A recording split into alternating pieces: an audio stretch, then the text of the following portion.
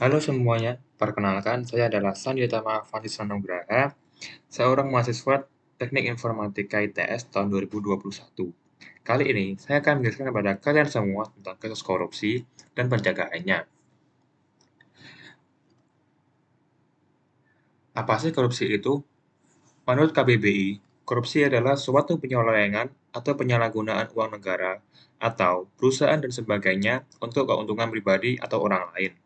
Korupsi itu sendiri sangat merugikan negara, di mana banyak uang negara yang jatuh pada tangan yang tidak bertanggung jawab.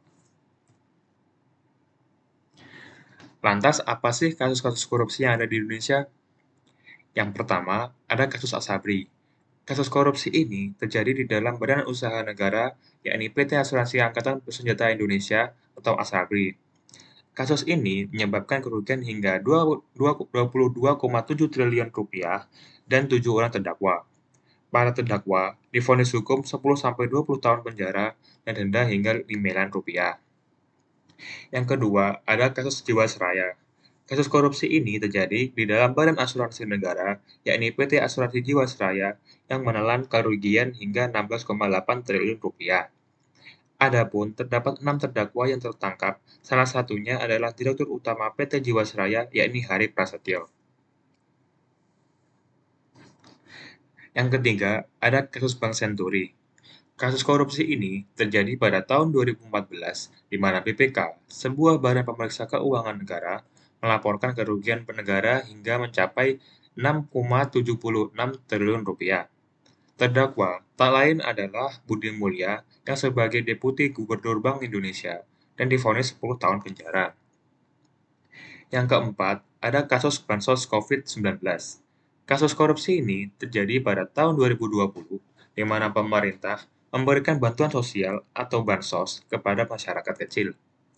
KPK menetapkan tersangka di balik kasus ini adalah mantan Menteri Sosial Juliari Batubara.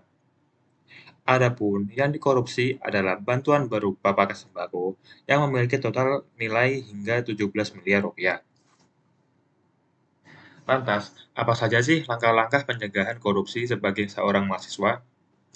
Berdasarkan jurnal oleh Suryani tahun 2015, oleh bukunya yang berjudul Penanaman Nilai-Nilai Anti-Korupsi di Lembaga Pendidikan Perguruan Tinggi sebagai Upaya Preventif Pencegahan Korupsi, langkah pencegahannya adalah sebagai berikut. Yang pertama, melalui pembekalan moral kepada para mahasiswa melalui kegiatan seminar, sosialisasi, dengan memberikan pengetahuan tentang seluk-beluk korupsi dan cara pemberantasan dan menanamkan nilai-nilai budaya anti korupsi. Yang kedua, berperan aktif sebagai mahasiswa, yang menjadi tonggak utama agen perubahan dan motor penggerak gerakan anti korupsi di dalam masyarakat. Lantas, apa yang menjadi dasar hukum dari kasus pelanggaran korupsi di Indonesia? Hukum korupsi Indonesia termuat dalam Undang-Undang Nomor 31 Tahun 1999 yang terdiri dari ayat A sampai D dengan ayat A yang berisi bahwa tindak pidana korupsi sangat merugikan keuangan negara atau perekonomian negara dan menghambat pembangunan nasional, sehingga harus diberantas dan rangka mewujudkan masyarakat adil dan makmur berdasarkan Pancasila dan Undang-Undang Dasar 1945. Lantas apa saja dan bagaimana peran kewarganegaraan dalam memberantas kasus korupsi di Indonesia?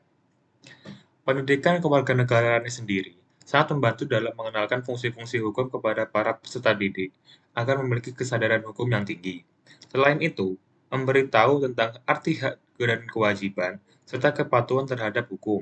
Sehingga, dengan kata lain, pendidikan kewarganegaraan ini sendiri memberikan pengajaran kepada para peserta didik mengenai dasar hukum tak terkecuali tentang kasus korupsi itu sendiri. Eh, Sekian, terima kasih atas presentasinya. Kurang lebihnya saya minta maaf. Wassalamualaikum warahmatullahi wabarakatuh.